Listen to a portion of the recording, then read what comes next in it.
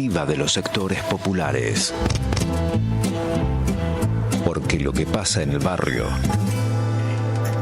también es historia.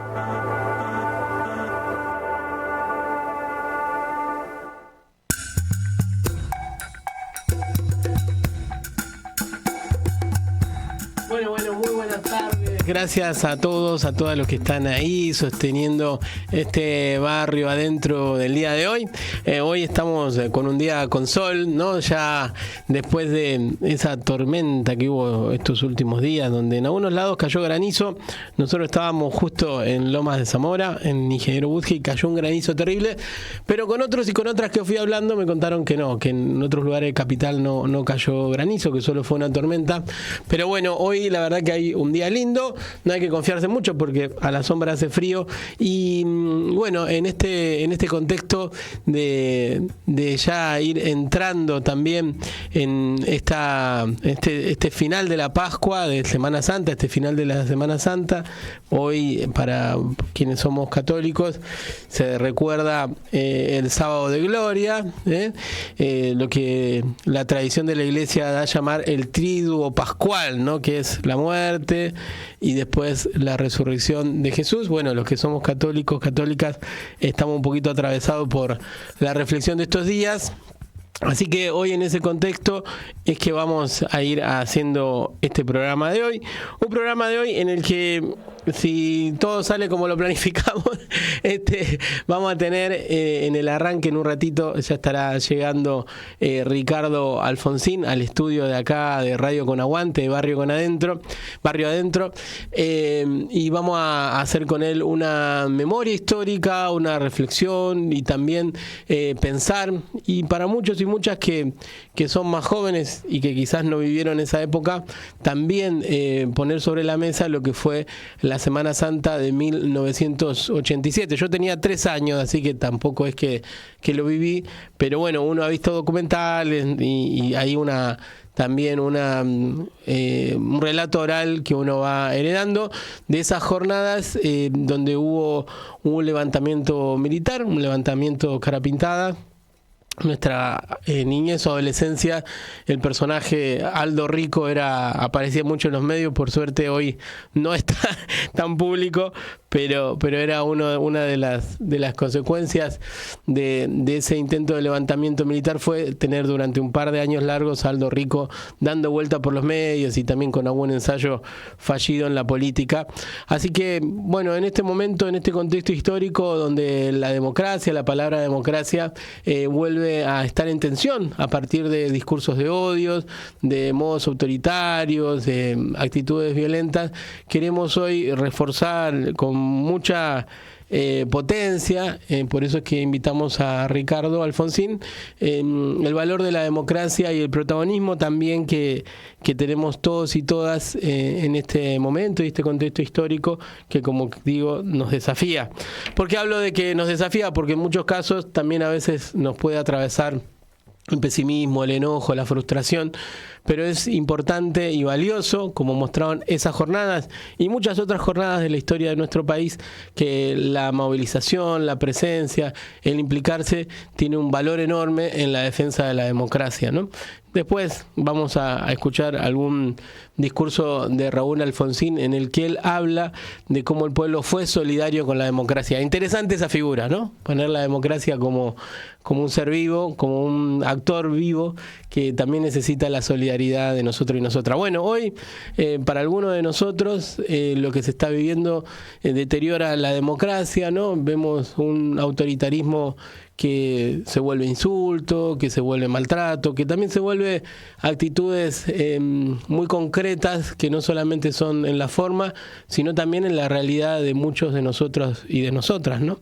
Ya no voy a dar una noticia nueva si digo que las cosas aumentaron. Muchos de ustedes, los que nos tocó ir al supermercado, al almacén estos días, vimos que la cosa aumentó mucho en un contexto en el que el gobierno pareciera celebrar o festejar este desembolso de guita del FMI, pero seguimos como como con la recurrencia, te diría, Guille, ya esto lo dijimos muchas veces en muchos programas, Guille, acá está nuestro operador, que hoy estamos los dos haciendo la técnica, él la técnica, yo la conducción, y le decía a Guille, y le digo a ustedes, que parece esto, ya he dicho muchas veces, ¿no? Que estos números que dicen o que anuncian, incluso festejan, no tienen un correlato con la realidad, con lo que vos y yo vivimos en lo cotidiano, ¿no? Bueno, eso es un poco lo que también hoy queremos charlar, analizar, pensar. ¿Cómo es esto, no? De golpe una euforia en el gobierno, una euforia en algunos de saco y corbata, de pil bien empilchado y de plata, y en nuestro caso, en el caso de nosotros, el padecimiento, ¿no? El padecimiento de seguir viviendo como estamos nosotros en el día a día, sosteniendo el día a día con las dificultades que conlleva. Bueno, les cuento que ahí voy a mandar un mensajito para avisarle a Ricardo que ahí bajan a abrirle, porque llegó, hoy estamos los dos, Guillermo y yo, entonces vamos entre los dos construyendo. Bueno, así que, y después hoy vamos a tener un momento también muy interesante, especial, de efemérides, de reflexión histórica, análisis histórico, que tiene que ver con el aniversario de la invasión o el intento de invasión. La invasión fue una invasión de los yanquis a Cuba, en Playa Girón, y cómo el pueblo cubano derrotó eso. Vamos a estar hablando con una periodista de Radio Rebelde Cuba, esa radio que nació en la sierra y que sigue ahí. Vamos a estar hablando con Claudia Díaz Pérez. Y después, para cerrar, vamos a tener una comunicación con el diputado Alejandro Vilca, diputado del Frente de Izquierda, que fue gaseado, reprimido. Y bueno, también ver esa otra faceta de este proceso que vamos analizando para ir construyendo juntos un análisis de la realidad, como decimos, de la perspectiva de los sectores populares, pero que vaya incluyendo diferentes miradas. Bueno, ese es el escenario, ¿no? Un escenario en el que vamos a poner la historia sobre la mesa, el análisis de lo que fue ese momento histórico fuerte para la democracia de Semana Santa de 1987, un análisis también de esta realidad que estamos viviendo, donde muchos hablamos de que hay una democracia que se va erosionando, y por último un cierre también con la realidad. Entonces lo que vamos a hacer, Guille, si te parece, metemos una tandita y con esto hacemos este primer cierre de esta introducción, convocarlo barrio adentro, y después de esa tandita no muy larga ya estaremos recibiendo acá en el estudio de Radio Con Aguante, en nuestro barrio adentro, a este primer invitado que nosotros como barrio adentro tenemos en piso, Ricardo Alfonsín. Metemos la tanda y después de la tanda seguimos acá en barrio adentro. Radio Con Aguante. Piezas de realidad. Radio Con Aguante. Con Aguante. Piezas de realidad. No vinimos a inventar nada. Vinimos a cambiarlo todo. Radio Con Aguante. Piezas de realidad. Esto es lo que pasa en Radio Con Aguante. Es un momento en el que hace falta peronismo. Es un momento que tenemos un energúmeno en la Casa Rosada que plantea todo lo contrario que nosotros siempre pensamos y soñamos para la Argentina. Yo siempre lo digo, ¿no? Los sueños de Milei son nuestras pesadillas y nuestros sueños son sus pesadillas. Con lo cual creo que es un momento para el cual el peronismo tiene que estar más fuerte, más firme, más sólido que nunca enfrentando este modelo, ¿no? Y me parece que esta discusión hay que darla sin tibieza, sin medias tintas, sin achicarnos, sin comernos el discurso de ellos y plantearnos de frente que estamos peleando por lo que peleamos siempre, ¿no? Por un país más justo, más libre, más igualitario, más solidario, y hacerlo de verdad, ¿no? Me parece que no es un momento para tibieza, no es un momento para medias palabras, no es un momento para esconderse, sino al contrario, dar la cara, porque la verdad que está gobernando el país un proyecto de derecha como nunca en historia democrática como en Argentina, ¿no? Lo que pasó, lo escuchaste en Barrio Adentro. Encontrá los segmentos destacados en nuestra web www.radioconaguante.com.ar. Radio Con Aguante. Piezas de realidad.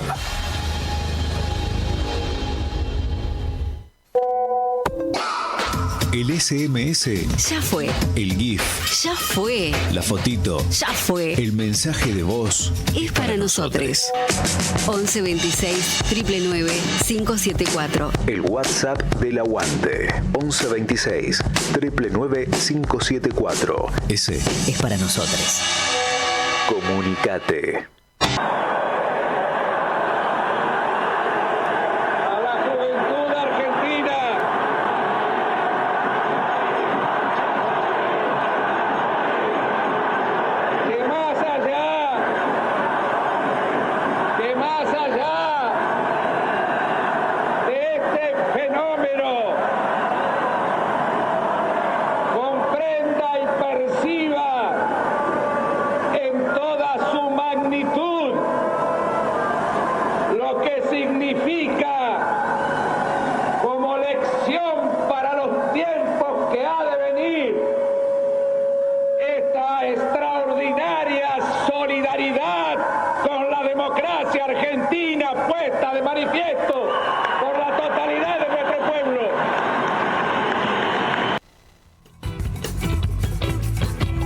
En Barrio Adentro, en esta radio con Aguante, deja una sensación en ese fondo que se escucha, Alfonsín, y bueno, qué gusto tenerte acá, Ricardo. ¿Qué sensaciones te produce a vos? Pero muchas gracias por la invitación, Diego. Para mí es un gusto realmente estar. Bueno, un recuerdo de un momento muy difícil, ¿no? En el que toda la sociedad, como dice Alfonsín en su discurso, bueno, reaccionó defendiendo la democracia, todas las fuerzas políticas, más allá de cualquier especulación electoral, bueno, se pusieron y trabajaron para defender la democracia. Bueno, logramos superar en ese momento ese conflicto. Algunos se preguntan por qué Felices Pascuas. Yo me acuerdo que estaba en Olivos y me informaban de lo que estaba pasando desde la Casa de Gobierno. Había personas a las que yo llamaba o ellos me llamaban. En un momento nos dijeron: sale tu padre para Campo de Mayo para intimarlos a los amotinados a que depongan su actitud. Bueno, estaban todos muy preocupados, muy preocupados. Todos teníamos una gran preocupación.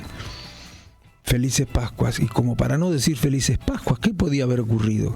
Que lo mataran, que lo secuestraran, qué sé yo, lo tomaran de rehén, que pretendieran que renunciara. Por ahí podían pretender algo por el estilo.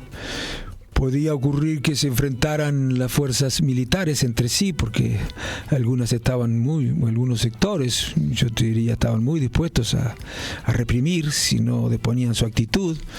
Me acuerdo que cuando llegó mi padre a Olivos me dijo: ¿te imaginás? Hemos logrado evitar un baño de sangre. ¿Te imaginás lo que hubiera sido esta Argentina mañana? 50 cajones de un lado, 50 cajones del otro. Bueno, era terrible. Y logramos ordenar la situación en ese momento. Después se complicó de nuevo y después se volvió a complicar, pero bueno, por lo menos la democracia la consolidamos entre todos, ¿no? Me parecía muy interesante en el discurso, en esta parte, él dice, sí, el pueblo fue solidario con la democracia, ¿no? Dándole una entidad de ser vivo. Y después él dice también la demostración de que la movilización pacífica tiene una fuerza y una potencia importante. Exactamente, allí lo pusimos a prueba, ¿no? Y yo te diría, nosotros hicimos en el país, cuando digo nosotros hablo de la ciudadanía, hablo del pueblo argentino, y sin falsas modestias, hicimos en el país lo que no se había hecho en ningún lugar del mundo. Pudimos juzgar a los principales responsables de la dictadura más sangrienta que tuvo la Argentina y condenarlos. Eso no se había hecho en ningún lugar del mundo. En ningún lugar del mundo el pueblo había podido saber qué era lo que había ocurrido con sus dictaduras precedentes. Y eso fue obra del pueblo, sin ninguna duda. ¿Por qué razón digo? Porque había dos propuestas. Una que decía que había que derogar la ley de autoamnistía, la ley de impunidad más gravosa respecto de los derechos humanos, y otra que decía que se podía juzgar por lo menos a los principales responsables. Bueno, y el pueblo decidió, o votó mayoritariamente a quienes decían que se podía derogar la ley de autoamnistía que habían sancionado los militares, perdonándose todos los delitos. Bueno, y hicimos eso, que se hizo el juicio a las juntas, que yo creo que fue paradójicamente el elemento que más puso en riesgo la democracia, porque los que nos estaban gobernando, mejor dicho, los que nos habían torturado, los que nos habían hecho desaparecer, los que nos habían asesinado, a nuestros compatriotas, ¿no? Los que se habían apropiado de los bebés de los detenidos, bueno, los que habían arrojado a los detenidos desde los aviones en el Río de la Plata, esos estaban todavía en los cuarteles, con el poder militar intacto, y por supuesto no querían que se los juzgara. Bueno, pero a pesar de todo eso, digo, el pueblo no solo votó que se hiciera el juicio, sino que cuando se puso en riesgo la estabilidad democrática por la reacción de estos señores, reaccionó el pueblo a su vez muy fuertemente, demostrando que no estaba dispuesto a tolerar lo que habíamos tolerado antes, otro golpe militar, ¿no? Y todas las fuerzas políticas se comprometieron. Y después se hicieron muchísimas cosas más, claro, que nos permiten decir que lo que nosotros hicimos desde 1983 hasta la fecha no se hizo en ningún lugar del mundo. Qué valor enorme eso, ¿no? Porque viste que a veces hoy atravesamos un tiempo en que nos damos duro, ¿viste? Sí. Nos autocriticamos. Y hay una consideración tuya ahí que me parecía muy importante cuando vos decís que lo de Semana Santa demostró que la democracia en sí misma no era algo irreversible, ¿no? Claro. Sino que era algo que cuidar. Pensaba hoy, se lo voy a preguntar a Ricardo, esa frase tendrá vigencia. ¿Cómo estás viviendo vos eso, la democracia, su dimensión irreversible, los discursos de odio? Bueno, eso me preocupa mucho. Yo lo decía en la campaña. Y lamentablemente en otros partidos políticos no parecían tener conciencia acerca de lo que representaba desde el punto de vista de las instituciones democráticas, desde el punto de vista de la convivencia democrática, un hombre como Milei, ¿no? Si hubieran comprendido esto, creo que hubieran actuado de otra manera, hubieran actuado haciendo lo que algunos decíamos, que tenías que reunir todas las fuerzas políticas para impedir que ganara este señor. Uh-huh. Efectivamente, este señor entraña un riesgo para la democracia. Es un hombre que no tiene compromisos democráticos fuertes. Él, si acepta la democracia, es porque no tiene más remedio, porque hay una sociedad que le pondría un límite en este sentido, por lo menos hasta ahora. Pero es un hombre que no cree en la democracia.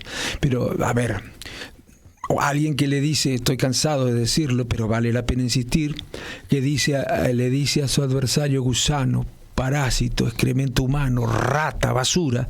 Ese hombre es alguien que no tiene la menor idea acerca de cuáles son los valores de la democracia, la tolerancia, el respeto, el diálogo, y no tiene la menor preocupación con lo que puede pasar en la sociedad cuando escuchan que el presidente de la República se refiere a los que piensan distinto de esa manera. Ese señor promueve el odio y no tiene la menor idea, o no le importa un pito lo que puede producir el odio cuando se apodera de la sociedad, ¿no? Y por otro lado, una vez le preguntaron a él cuál era, si la democracia para él era el régimen político, el mejor régimen político, ¿no?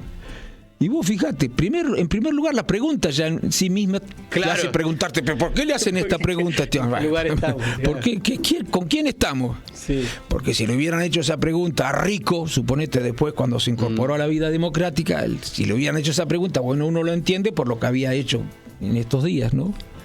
En Semana Santa. Y él no respondió, balbuceaba, contestaba vaguedades, y incluso la periodista le dijo, le tuvo que repreguntar, le estoy preguntando si usted cree que la democracia es o no el mejor régimen de vida. Tampoco, no contestó, no cree eso él, porque además si uno lee, yo no lo he leído a Rothman, no lo he leído a Hayek, no lo he leído a Friedman, a Hope, pero he leído sobre ellos, claro, y ninguno de ellos apreciaba la democracia. Para ellos la democracia era la tiranía de las mayorías. Para ellos la democracia era un obstáculo para el funcionamiento de las libertades económicas, y entre las libertades económicas y las libertades políticas preferían las libertades económicas. Si era necesario, en nombre de las libertades económicas, sacrificar las libertades políticas, les parecía muy bien. Por ejemplo, Friedman y Hayek, cuando le preguntaron por la dictadura de Pinochet, cuando estuvieron en Chile, y los periodistas le preguntaron qué preferían, si una dictadura que no interviniera en los mercados o una democracia que intervenga en los mercados. ¿Sabes qué contestaron? Que preferían una dictadura que no interviniera en los mercados. Para ellos, para el neoliberalismo, ¿no? El neoliberalismo en el fondo tratado siempre de buscar una respuesta a la siguiente pregunta. Ellos dicen, ¿cómo conciliamos nosotros la democracia con el capitalismo?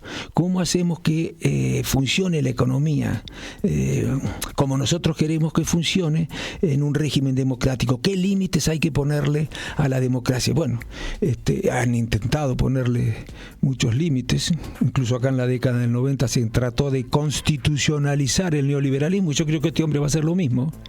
Creo que va a reformar la Constitución si puede, va a tratar de constitucionalizar el neoliberalismo, es decir,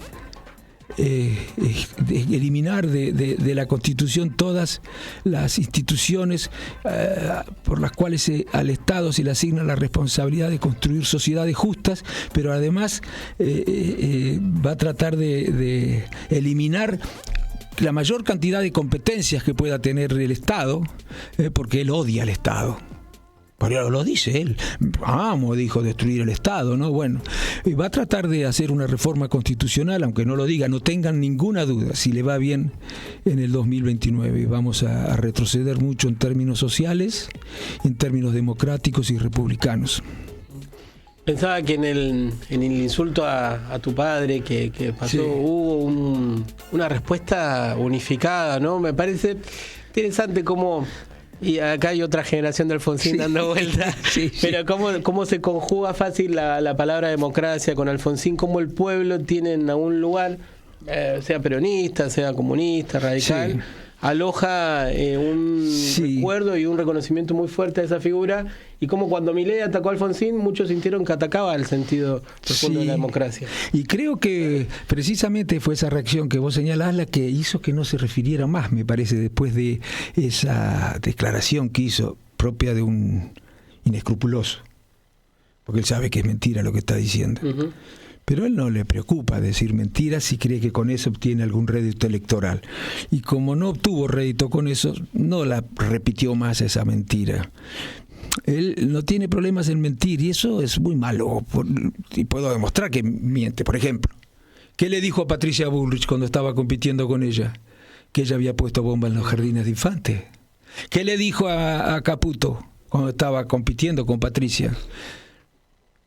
Que era el peor ministro de Economía del mundo. Además le hizo acusaciones rayanas con el Código Penal. Y después, ni bien ganó, los convocó. Claro. Yo creo que si él hubiera creído realmente lo que decía de ambas personas, no los hubiera convocado. Entonces, ¿qué quiere decir? Que dijo algo simplemente porque creía que lo beneficiaba electoralmente. Eso es de una inferioridad moral preocupante. Hay a mí me gusta Silvio Rodríguez, ¿viste? Sí. que en esa. Pero hay una canción que él dice, desciende a mi ciudad tu ejemplo, ¿no? Como sí, convocando a... Está hablando de otro personaje histórico, pero ¿qué cosas necesitamos hoy del legado político, también de la capacidad retórica, ¿no? Cuando recitaba el preámbulo, sí, ¿no?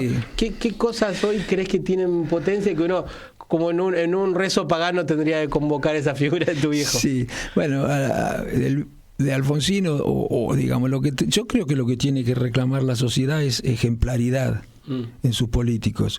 A ver, todos estamos obligados a ser ejemplares, todo el mundo nos ve, todos somos ejemplos, pero no todos somos ejemplares, ¿no? Y los políticos tienen mayor responsabilidad que nadie. Políticos tienen mayor obligación de ser ejemplares que cualquier otra persona, porque la gente le encarga a los políticos cosas muy importantes. Bueno, y ser ejemplar no es solo ser honesto, con los recursos públicos. Ser ejemplar no es solo cumplir con la ley. Cumplir con la ley es fácil, relativamente fácil, digamos, ¿no? La ley, bueno, vos podés cumplir con la ley al pie de la letra y ser una persona muy insensible socialmente, ¿no? La ley no te prohíbe ser demagogo, o la ley no te prohíbe sancionar leyes o tomar decisiones que perjudiquen a los más vulnerables. La ley no te prohíbe ser agresivo, tal vez hay cierto límite, pero esto que él hace no está prohibido por la ley. Pero si vos querés ser una persona ejemplar, no podés hacer lo que hace este señor. La ley no te prohíbe, a ver, para en el plano personal, ser envidioso. Pero si querés ser una buena persona y si querés ser ejemplar, no podés serlo. No te prohíbe ser competitivo. La ley no te prohíbe maltratar, como ha hecho hoy con Bolivia, a los presidentes de los países de Latinoamérica, mientras es genuflexo con los Estados Unidos. La ley no te prohíbe maltratar a los presidentes de Latinoamérica con los que tenés diferencia, ni te prohíbe ser genuflexo con los Estados Unidos. Pero bueno, si querés ser ejemplar, tenés que tener mucho cuidado con todas estas cosas. Y no las tiene el presidente de la República. Y además alienta a las personas que lo siguen a no tener este tipo de preocupaciones. La ética para ellos no interesa en política. La ética entendida como búsqueda de una sociedad justa, una sociedad tolerante, una sociedad respetuosa del otro, una sociedad que no agrede. Bueno, eso para ellos, y una sociedad justa, eso no tiene nada que ver con la política para ellos, ¿no? No está obligada la política a eso. Son, yo diría, no inmorales, amorales en política. Claro. Pensaba en esto, ¿no? En la configuración brutal del otro, ¿no? Un otro que se lo desdibuja, y que a veces, no sé cómo te pasará a vos o Guille, pero también se nota a veces cuando uno va manejando, ¿viste? La gente está enojada, ¿no? Sí, muy enojada, claro. Yo te digo, a todos seguramente les pasa.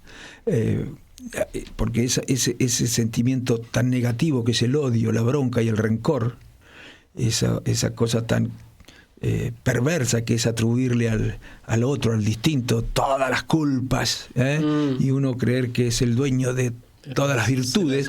Esto se traslada a la sociedad y sí, la gente está enojada frente al diferente y frente a los dirigentes. Yo, gracias a Dios, tengo un mayor porcentaje de gente que a palabra de honor, mayor porcentaje de gente, pero bastante mayor, de gente que es, bueno, afectuosa, cariñosa, no quiere decir que me votan ni que coincidan, que el porcentaje de personas que me dicen cosas. De todas maneras, yo nunca había visto tampoco estas cosas que ocurrieran en la Argentina, nunca lo había visto a esto. Pero bueno, no hay que reaccionar como ellos, hay que ponerlos en evidencia. No digo que haya que poner la otra mejilla, porque en política, cuando pones la otra mejilla, pones la de la gente, no la tuya, ¿no?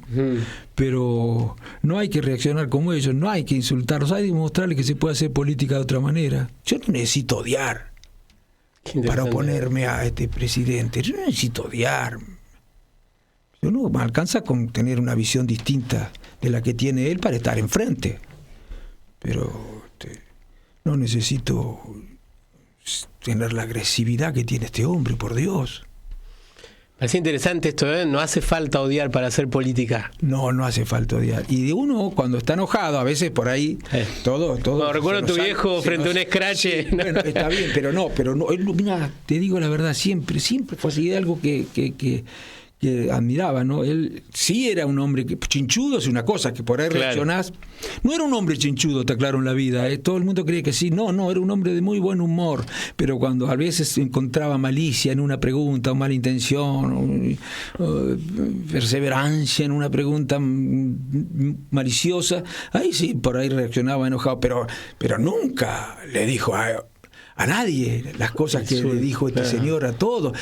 Le dice a los periodistas ensobrados, basuras, les dice. Pero yo no sé qué lo que tiene que decir este hombre para que la sociedad se dé cuenta que este señor representa un riesgo muy serio, que hay que frenarlo. No lo podemos seguir relativizando a lo que hace él. No hay que frenarlo, hay que ponerle un límite. Tu renuncia a la Unión Cívica Radical es fuerte, ¿no? Pero ¿tiene algo que ver con ese límite? Sí, claro. Bueno, tiene que ver con... Mira, yo me afilié a la Unión Cívica Radical por lo opuesto a lo que representa la Unión Cívica Radical desde el año 2015. Y mis ex-correligionarios, a los que yo respeto, saben que es cierto lo que digo. La Unión Cívica Radical se convirtió, en el mejor de los casos, en una maquinaria electoral, es decir, en una institución que piensa que lo mejor, a ver, que considera cuya única preocupación es ganar una elección o hacer la mejor elección posible. Lo programático, lo ideológico, no en un sentido dogmático, ¿no? Lo ideológico, lo programático, eso no interesa demasiado. Y la verdad es que, bueno, decidió en el año 2015 integrar un frente de derecha, junto con el PRO. Y bueno, yo durante 10 años pedí que hubiera una discusión, un debate para revisar lo que habíamos hecho. Nunca lo quisieron dar, ni nos escuchaban. Creían que habían descubierto el agujero al mate, ¿no? Bueno, nosotros éramos unos tontos, anacrónicos o mezquinos. Y bueno, terminó pasando lo que decíamos que iba a pasar. Terminó en la situación en la que está hoy el partido. ¿Sabe quién fue el último candidato a presidente de la Unión Cívica Radical? Yo, en el año 2011. Después nunca más tuvo candidato a presidente la Unión Cívica Radical después del año 2011. Fue el Macri y la Michetti en el 2015, fue Macri y Pichetto. No, Macri en el 2019. ¿Quién fue Macri? Ay, no me acuerdo. Macri no me acuerdo con quién era. Y en el 2023 Macri y Pichetto, ¿no se acuerdan? No. Sí, claro, Macri y Pichetto fue así.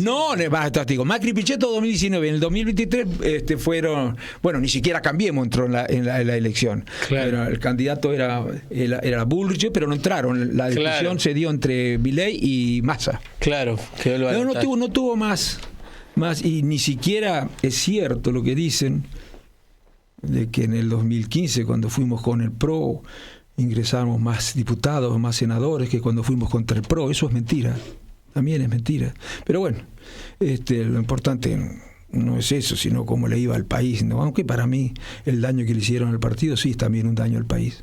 Una cosa interesante es que hay algunos diputados que de su banca representan el radicalismo al partido, sí, pero no se los relacionan como se relaciona tan fácil a vos con el radicalismo. ¿Viste? Uno dice, va a venir Ricardo, vas a hablar con el radical, ¿viste? Sí, claro. Es interesante esta relación entre peso histórico, identidad, y también un partido que va a veces perdiendo encarnadura, ¿no? No, y que es un partido que dejó de ser radical.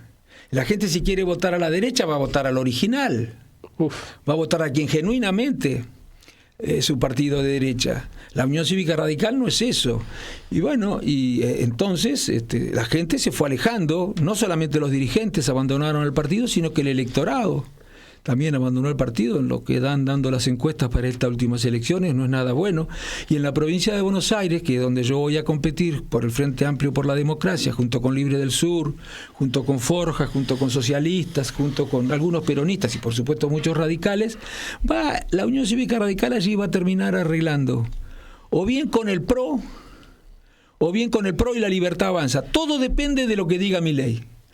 La posibilidad de que el PRO arregle con la Libertad Avanza depende de Milei. Si fuera por el PRO, ya estarían arreglando. La posibilidad de que el partido radical arregle con la Libertad Avanza depende de Milei. Están prendiendo velas para que Milei los deje. Bueno, si Milei, como ocurre, empieza a caer en las encuestas, probablemente tenga necesidad de hacer algo que hasta hace pocos meses él creía que no tenía necesidad de hacer. Es decir, reunirse con el radicalismo y con el PRO. Claro. Pero sigue siendo un partido que va a servir a las ideas de derecha, que son respetables, siempre y cuando sean democráticas. Todas las ideas son respetables. Bueno, las de Milei no son democráticas, eso sí lo puedo decir. Son un riesgo para la democracia. Pero las ideas democráticas, de derecha, todas son respetables, pero también son respetables las propias. Claro. No voy a cambiando de idea porque la gente piensa en determinado momento que las ideas a las que yo me opongo son las mejores. Bueno, yo hasta que me demuestren lo contrario seguiré defendiendo lo que creo que es lo mejor. No, y frente a un escenario de destrucción de cosas tan fundamentales como la identidad nacional, el respeto, ponerle fibra a lo que uno cree no es poco, ¿no? Pero absolutamente, mirá, y bueno, yo creo que tenemos que ponerle límite porque pueden ocurrir cosas graves. Para colmo, este hombre si quisiera avanzar hacia la autocracia, digamos, cada vez es mayor, más evidente su deriva autoritaria. Cada vez es mayor. Te decía al principio, si no ha ido más a fondo es porque todavía no estaban dadas las condiciones subjetivas. Pero cuidado porque se pueden dar. Y mucho más ahora que se puede sentir respaldado por Trump, Claro. que es nada más y nada menos que el presidente de la principal potencia junto con China en el mundo. Y Trump tampoco está muy comprometido, tienen ambos escasos o nulos compromisos con los valores de la democracia y de la república. Está haciendo algo muy parecido a lo que en su relación con las instituciones y con los valores de la democracia en Estados Unidos está pasando algo muy parecido a lo que pasa acá. Yo espero que la sociedad tenga los anticuerpos necesarios como para ponerle un límite, señor. En este año no elegimos presidente, elegimos legislador. Bueno, vamos a poner un límite en el Congreso. Necesitamos, por preservación de lo social y por preservación desde el punto de vista democrático y republicano, que no tenga mayoría en el Congreso. Él hoy la tiene. No solo, no por sí solo, pero si le sumás los apoyos que tuvo del PRO, más los apoyos que tuvo el radicalismo, más los apoyos que tiene del Encuentro Federal, o por lo menos de algunos de sus dirigentes, bueno, sí tiene mayoría. Por eso es que pudo aprobar todas y cada una de las iniciativas que envió al Parlamento. Y volver a legitimar o jerarquizar el Parlamento, que cómo queda en una situación lábil cuando la gente ve que llaman por teléfono, se acomodan, tremendo, ¿no? Es una vergüenza, eso no había pasado nunca. A ver, por eso nosotros tenemos, yo le digo a los muchachos con los que militamos, de Forja y de Libres del Sur y de Socialistas, que no nos olvidemos, no hagamos solo responsable al gobierno por las decisiones que ha tomado, cuyas consecuencias se van a ver en el tiempo y nos vamos a dar cuenta, si todavía no nos dimos cuenta, que no son buenas para los sectores populares. Pero no responsabilicemos solo al gobierno, porque muchísimas de esas decisiones no se hubieran podido aplicar si no hubiera sido porque estos partidos, radicalismo, el PRO, el Encuentro Federal y algunos otros, no las hubieran acompañado. Así que la responsabilidad lo tienen el gobierno y lo que llaman la oposición amigable, que es más amigable que oposición. Tuvimos la posibilidad de encontrarnos cuando eras embajador en España. Sí. Pero te veo mejor ahora en este rol de militante, más cómodo, más jovial. Sí, no, realmente no tengo esa cosa que uno cree que es fundamental, pero en realidad no es tan importante en un diplomático, esa cosa sociable y que eso puede estar en los encuentros. Eso no es lo importante. A mí lo importante, aunque no se aprecie, son las gestiones políticas que tenés que hacer. Claro. En España tenés que hablar con España, llevarte muy bien, porque toman decisiones que no pueden perjudicar. Incluso tenemos algunas deudas con España. Pues España es miembro, por supuesto, de la Unión Europea, entonces puede ayudarte en el Parlamento Europeo, que a veces toma decisiones que nos perjudican a nosotros. Puede ayudarte en la Comisión Europea, que toma decisiones que no perjudican a nosotros, puede ayudarte en el Club de París, puede ayudarte en el Fondo Monetario Internacional, porque tiene un sillón en el Fondo Monetario Internacional, bueno, una silla en el Fondo Monetario Internacional, así que hay que tener mucha... Pero a mí me gusta más esto. Ya me había ofrecido el PRO a mí, me había ofrecido el PRO una embajada, porque yo no quise aceptar ser diputado. Pero bueno. Y ahora, en el Frente Amplio por la Democracia, ¿cómo está eso? Y bueno, es una pelea difícil, nosotros no tenemos aparatos partidarios ni estructuras partidarias, no tenemos recursos, sinceramente no tenemos recursos, salvo que considere recurso la consecuencia, la coherencia, ¿no? Y la disposición a viajar. Yo pienso recorrer 2 o 3 veces la provincia, si puedo, si nos da el cuero en varios sentidos. Y vamos a dar la pelea tratando de poner blanco sobre negro, diciendo lo que representa el gobierno nacional. Sí, es cierto, ¿qué podemos esperar de este partido, de este gobierno? Pero también diciendo lo que representa la oposición, Hay que discutir de manera vertical, como decía Alfonsín, y de manera horizontal también. Uno no solo tiene que discutir con el oficialismo, tiene que discutir con las otras fuerzas que están compitiendo también. Bueno, y yo creo que vamos a hacer una elección importante. No, por supuesto no soy tan fantasioso que podamos ganar, pero en la política no solo influyen los que ganan, influyen a veces los que no ganan también, y yo creo que podemos desarrollar una tarea muy importante en el Parlamento para acordar con las fuerzas progresistas que estén dispuestas a ponerle límite a este señor. Hay que derogar la ley de DNU, no la quisieron derogar, la oposición amigable, la otra oposición, la de Unión por la Patria, sí. No quisieron derogar esos DNU, que son los DNU más inconstitucionales que existen en la historia de la inconstitucionalidad del DNU, el 7023, y el que creó designó jueces de la Corte por decreto. Al final lo derogaron, rechazaron la designación, pero la mitad de los senadores casi frustra la sesión. Por un solo voto se consiguió el quórum, es decir, que la mitad de los senadores no daban quórum. Si no se daba quórum, no se frustraba, no se podía derogar esa designación, la de García Mansilla. Sí, ¿no? Claro. Bueno, y entonces es bueno que la sociedad sepa quiénes fueron los que votaron y quiénes fueron los que trataron de frustrar la sesión. Estaban los partidos que yo te mencioné, ¿no? Tratando de frustrarla. Pero claro, no me sorprende porque Cambiemos, del que formó parte del radicalismo y el PRO, había intentado lo mismo en el 2015 al principio. Designó jueces de la Corte por decreto, entre otras cosas. Algunos asocian a Cambiemos a una visión, digamos, creen que Cambiemos o el PRO tenía una mirada muy republicana en el sentido de que es muy respetuosa de las instituciones. Eso no es cierto. No derogó ninguna de las leyes que tenía que haber derogado, que afectaban el buen funcionamiento de las instituciones. Las usó y abusó de ellas. Hizo esto que te digo, designar jueces sin cumplir con la Constitución. Recordemos el espionaje. Bueno, no sigamos recordando cosas. Digo solo que nadie está en Argentina en condiciones de tirar la primera piedra. No nos hagamos los tontos. Ahora, si tenemos doble vara y creemos que las cosas, si las hago yo, aunque no estén bien, están bien, y si las hace el otro, aunque estén bien, están mal, bueno, entonces sí son hijos, ¿no? Así no vamos a lograr que tengamos políticos serios.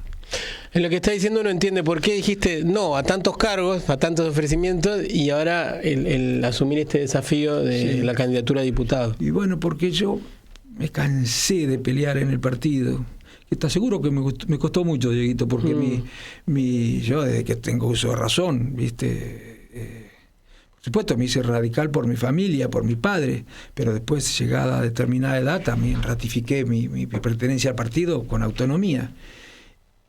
Pero yo no me hubiera afiliado a la Unión Cívica Radical si la Unión Cívica Radical siempre hubiera representado lo que representa desde el año 2015 a la fecha. Yo no me hubiera afiliado. No se hubiera afiliado Irigoyen, no se hubiera afiliado Ilia, no se hubiera afiliado Raúl Alfonsín. Yo tampoco, ni Levenson, ni Larralde, ni las grandes referentes de este partido se hubieran afiliado. Bueno, me costó mucho, pero dije, a ver, lo que yo me pregunté, digo, ¿qué voy a seguir? ¿Peleando en la interna del partido? ¿Criticando al partido por las decisiones que toma, porque hace lo que no debe hacer? Porque se calla la boca, porque le falta pensamiento estratégico, le falta debate, le falta discusión, le falta programa, le falta compromiso. ¿O me voy a pelear directamente a discutir en una campaña electoral, a debatir con otros partidos qué es lo que habría que hacer desde el Congreso y desde el Ejecutivo? Bueno, decidí hacer esto segundo, no seguir peleando contra el partido, desde adentro del partido. Bueno, por supuesto que me costó mucho, pero renuncié para no colocarlos a mis correligionarios en la situación cómoda de tener que echarme del partido, ¿no? Entonces renuncié. Y era lo que correspondía, renunciar, por varias cosas, no solamente por mis amigos en el partido. Correspondía que yo renunciara. Y bueno, renuncié ya, me había ido antes de hecho al partido, pero cuando tomé la decisión de competir contra el partido por otra fuerza política para defender las ideas del partido, paradójicamente, bueno, renuncié. Pensaba en estos últimos días que hubo cierto exitismo, festejo por los números, por la economía del gobierno, y hace un rato cuando venía pasaba un señor con un carro, no, con una bolsa de cartón arrastrando, el cartón bajó y decía, bueno, quizás hacer política hoy es no ser cómplice. Digo, ¿no? Hay una raíz ética profunda. Exacto. Donde uno vuelve también, como vos decías hoy, hay palabras que están ahí como con un hilito, ¿no? Pero también hay una convocatoria a volver a la raíz de uno mismo y a la raíz de la militancia en ese sentido ético. Pero muy bien, Diego, yo creo que es consecuente. ¿Cómo? Yo no me imagino cómo puede. Para mí sería algo así como incumplimiento de los deberes de funcionarios públicos. Yo creo que incurren algunos correligionarios que han votado determinadas decisiones creyendo que no son buenas para el país, han incurrido en cumplimiento de los deberes de funcionarios públicos. Hay una tensión moral. Vos no podés votar algo que crees que no está bueno para el país, ¿no es cierto? Y bueno, yo creo que eso es lo que ha venido ocurriendo y espero que en el 2025 podamos frenarlos, ¿no? Al oficialismo, al radicalismo, al PRO, al Encuentro Federal, es decir, que sumados todos estos partidos tengan menos votos que menos diputados y legisladores en general que los que tiene la derecha, ¿no? Tuviste una experiencia parlamentaria que recuerdan con mucho cariño. Bueno, yo sé que compartiste con Gastón Arispe, que es un amigo que tenemos en común. Pero sí, pobre Gastón, sí. ¿Y cómo te proyectás hoy en la posibilidad de ser diputado o volver al Parlamento? Bueno, bien, por supuesto que, mira, la pregunta es, a ver, ¿no? Dice, ¿qué sería ganarle al oficialismo? Porque yo digo que ganarle al oficialismo, ¿no? ¿Qué sería ganarle al oficialismo? Ganarle al oficialismo es ganarle a la derecha. Cuando hablo de la derecha, hablo del PRO, la Libertad Avanza, el radicalismo, el Encuentro Federal, en la provincia de Buenos Aires, ¿no? ¿Qué sería ganarle a la derecha? Sería que el bloque progresista, digamos, los distintos partidos del bloque progresista pongan más legisladores que lo que puede poner el bloque de derecha. Ahora, ¿cómo se logra mejor ese objetivo? ¿Cómo hacemos? ¿Qué es lo más inteligente para que en la próxima elección en la provincia de Buenos Aires ingresen más legisladores progresistas que legisladores de derecha? La pregunta es esta: ¿yendo todos juntos o yendo cada uno por sus colores? Yo hasta ahora pienso que es yendo todos juntos. Si me demuestran que no es así, bueno, vamos a conversar, porque para mí no hay nada más importante que evitar que siga teniendo mayoría en el Congreso este señor, que ya la tiene en el Ejecutivo, por supuesto.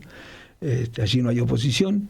Yo creo que hay que frenarlo frente a un Ejecutivo que es el menos republicano que conocimos desde el 83, el más autocrático, el menos federal. Ningún gobierno apretó tanto a las provincias, respetó tan poco las autonomías provinciales como este, y ningún gobierno ha sido tan insensible desde el punto de vista social, tan indiferente frente a las consecuencias de sus políticas como este. Yo creo que entonces, frente a un gobierno poco republicano, poco democrático, que defiende un proyecto conservador, reaccionario, plutocrático, necesitamos un Congreso muy democrático, muy republicano, muy progresista, que defienda la justicia social y la construcción de una sociedad más equitativa. Me entusiasmaste, Ricardo. Me entusiasmaste, me parece que traes lo mejor de esa tradición política. Y qué bueno que no te hayas ido a la casa, que no hayas buscado también comodidades, privilegios, que claro, cualquiera los puede gestionar, sino que estés todavía con eso. Hay algunos que me dicen sí, bueno, deja, pero lo que me dicen en el partido, yo les pido a los que dicen que hay que dar la pelea en el partido, que la den, porque decir hay que darla, pero no la dan ni por afuera ni por adentro. Y yo creo que esto, si nosotros tenemos éxito, va a hacer reflexionar al partido, que va a desandar el camino, va a desandar el camino recorrido, y finalmente tratará de hacer algo que lo permita reconciliarse, que le permita reconciliarse con la sociedad. Si sigue en estas posiciones, el partido desaparece directamente. Desde el punto de vista programático, hoy ya no es eso la Unión Cívica Radical, lo que está llamándose Unión Cívica Radical. No les gusta que les diga esto, bueno, pero es cierto. Bueno, vimos que ahí desde la Casa Rosada se hace un revisionismo un poco brutal a veces, pero lo cierto es que hoy, en Semana Santa, hace muchos años atrás, en 1987, hubo un presidente que tomó un helicóptero, se fue, porque había un intento de levantamiento militar. La democracia no es algo que nació así en sí mismo, sino que se luchó, como para ir ya liberándote, porque te agradezco mucho que estés acá y la riqueza de esta charla. Los pibes, cuando pensás en los pibes, los jóvenes, y esa historia de tu viejo, los milicos, las botas, pero también este discurso que grita, ¿qué pensás cuando pensás en los pibes? No, a mí me preocupan los chicos, porque creo que están muy influidos por esta prédica anarcocapitalista, individualista, materialista, materialista, interesada, que considera que la justicia social es una aberración, como dice el presidente, que la solidaridad, cuando uno habla de la solidaridad se ríen, de la generosidad, de la fraternidad también, creen que el sálvese quien pueda es la mejor alternativa, la mejor estrategia para desarrollarte en la vida. A mí me preocupa mucho eso, porque son esos chicos los que algún día tendrán que gobernar, ¿no? Pero me parece que el péndulo se va a empezar a mover para otro lado. Y yo les digo a los más jóvenes que la vida no es solamente para pasarla lo mejor posible. Por supuesto que hay que procurarse feliz en la vida, ¿no? Que no es fácil. Pero la vida es también para hacer cosas importantes, para hacer cosas importantes, no para ser importante. Eso puede ser frivolidad o alguna otra cosa, para hacer cosas importantes. Y nada hay más importante en la vida que trabajar por mejorar la condición humana. Y se puede trabajar con este propósito de muchas actividades, pero la actividad por excelencia, desde la cual más se puede hacer, aunque sea difícil y muy difícil, es la política. Así que yo le digo a los chicos, a los que hacen política, que eso es lo que los distingue, eso les da identidad valiosa a ellos, que incorporen a sus preocupaciones personales la preocupación por el otro.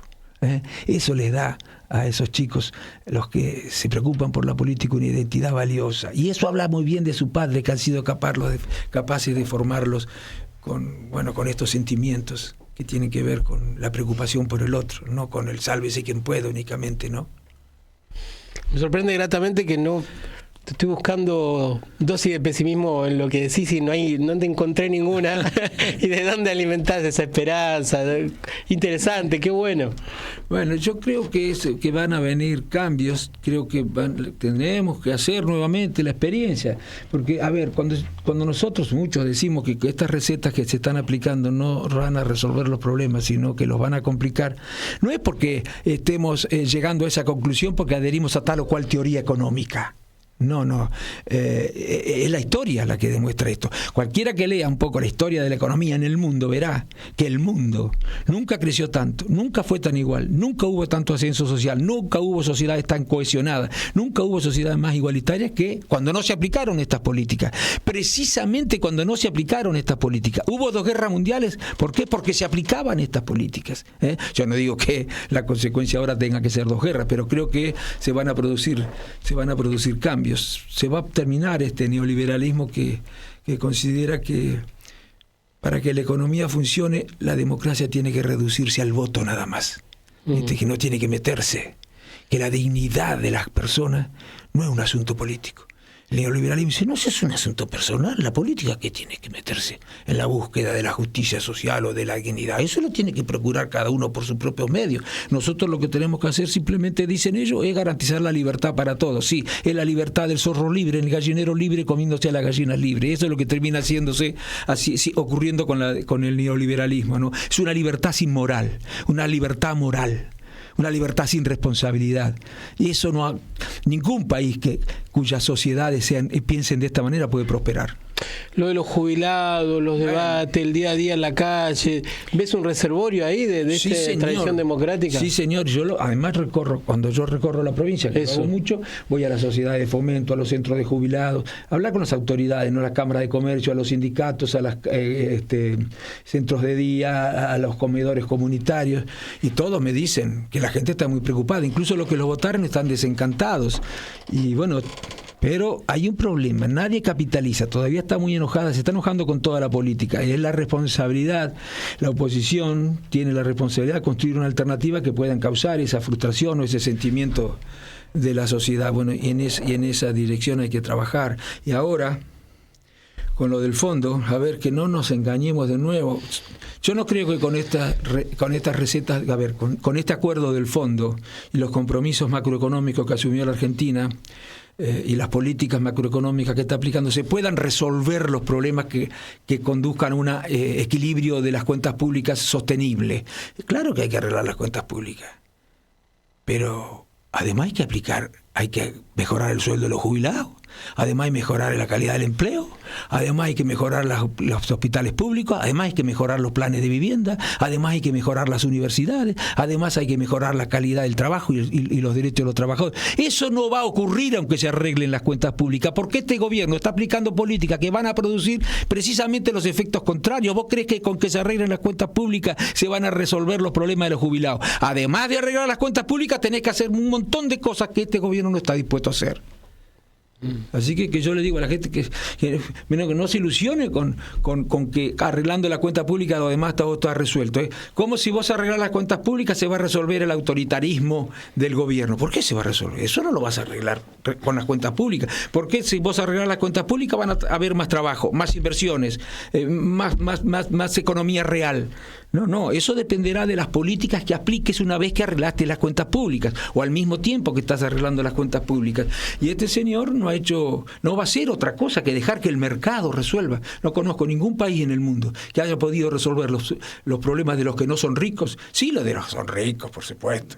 Eso sí, por eso acompañan esos sectores en la Argentina a las políticas de Milei. Pero no conozco ningún país que aplicando esa receta, dejando todo delegado en el mercado, haya hecho que esas sociedades sean más justas. No conozco ninguno, salvo países muy pequeños. No, esta crueldad que describí hace que las cuentas para los pobres, para los humildes, para los trabajadores no den, pero sí me parece interesante esto de que el protagonismo que tienen los que nos están escuchando en este proceso electoral que viene, ¿no? Bueno, eso es lo que tenemos que nosotros tratar de promover, que voten a quien quieran.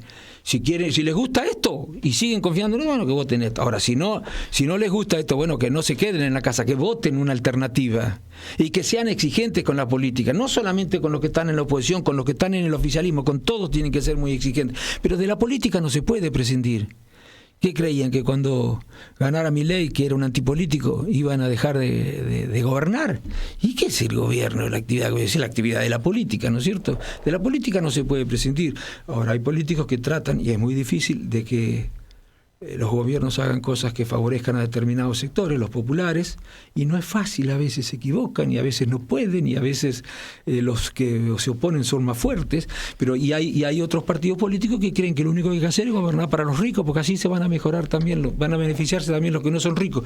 No existió eso en ningún lado, pero ellos siguen insistiendo con esa teoría de que gobernar para los ricos es beneficiar también a los que no son ricos. Yo pienso al revés. Gobernar para los que no son ricos, vas a ver que los que son ricos también se benefician. Claro. No se puede prescindir de la política, no hay que odiar para hacer política, y cuando la crueldad es política de Estado, no es solo un problema de números. No, claro.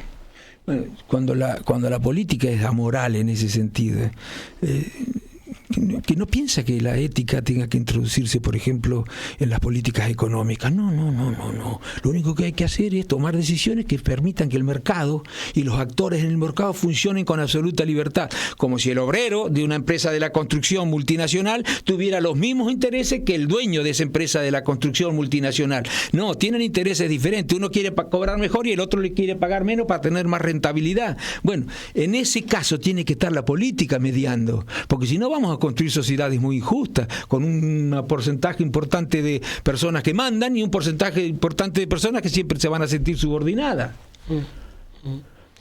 Interesante, volviste a núcleos muy potentes de la democracia y es cierto lo que decís, a veces parece que eso ya está dado y sin embargo uno vuelve a ese análisis y lo coteja con la realidad y volvemos a ver que hay cosas que espantan, pero también gratamente que asombran, ¿no? Como la política como herramienta de transformación. Sí, la política como herramienta de transformación, pues porque la política transforma, para bien o para mal. Pero bueno, tenemos que tratar de... A veces a los ciudadanos nos cuesta, digamos, discernir bien cuáles son las políticas. Supongamos somos los sectores que viven de un salario, sectores populares. Y a veces los ciudadanos tienen dificultad para discernir cuál es la propuesta que más les satisface, que mejor atiende sus intereses. A veces es difícil. Bueno, yo les diría que utilicen este recurso, que hagan este ejercicio para darse cuenta mejor. Fíjense, ¿qué políticas apoyan los súper ricos? Esos que van a la televisión y que dan cátedra acerca de lo que deberían hacer los gobiernos, las grandes corporaciones económicas, no la pequeña y mediana empresa, esas hay que defender, las grandes corporaciones económicas, esas cuyos CEOs o sus propietarios están en la televisión dando clase acerca de lo que habría que hacer con la economía del país. Cuando esos sectores apoyan determinadas políticas, lo más probable es que no sean las que convienen a los sectores populares. Si tienen alguna duda acerca de qué tienen que votar, fíjense a quién apoyan ellos para dar, entonces votemos la otra. Gracias, Ricardo. No, gracias a vos. Gracias, de verdad. Un abrazo grande. Muchas gracias. Gracias por este espacio y por esta calidez a la que nunca renunciaste. Pero, pobre Diego, muchísimas gracias a vos, Diego. Te felicito por el programa. Muchísimas gracias. Bueno, vamos a meter una tandita. Entonces, vino Marco. Marco, ¿cómo andás? Muchas gracias por estar acá. Bueno, vamos a ver si tomamos unos mates y seguir tramitando este cálido y hermoso encuentro con Ricardo, y que lo seguiremos en la semana trabajando. Metemos una tandita, después de la tanda seguimos acá en Barrio Adentro. Gracias a todos. Comienzo de espacio publicitario.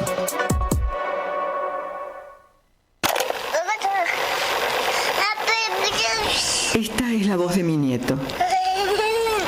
La grabamos en el patio de casa unos días antes de que lo secuestraran. Pedro, así se llama mi nieto, fue secuestrado el 3 de septiembre de 1976. Desde ese momento lo estoy buscando. Siempre pienso en Pedro, en cómo estará, si jugará al fútbol, si estará estudiando, si tendrá novia.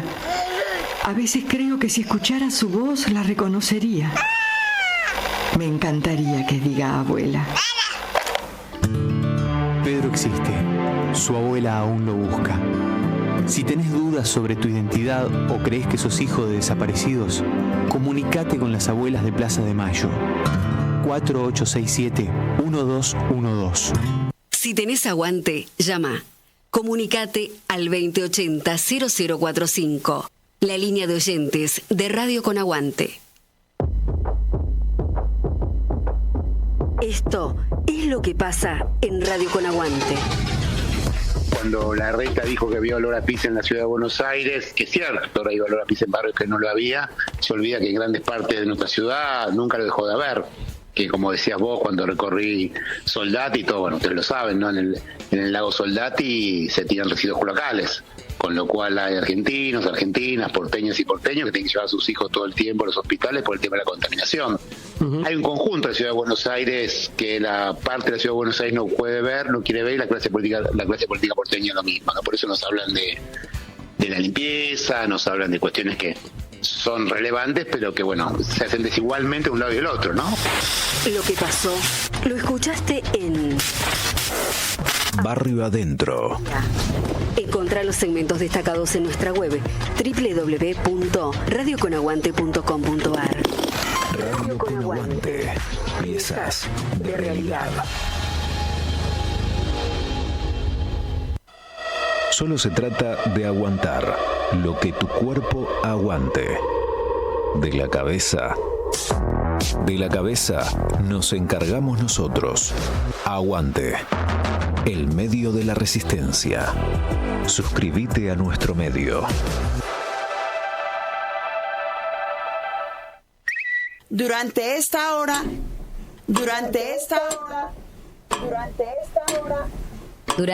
hora, yo o cualquier otra mujer de América Latina y el Caribe podemos ser asesinadas, solo por ser mujeres. Vivas nos queremos. ¡Vivas nos queremos! Bienvenidos y bienvenidas a Nuestra América, Centro Cultural. Vení a conocer diversos talleres artísticos, aprendí idiomas y bailá en las peñas compañeras. Estamos en el barrio porteño de Almagro, Perón 3390, Ciudad Autónoma de Buenos Aires. Vení, conocenos, conocete. Nuestra América. Radio Con Aguante. Piezas de realidad.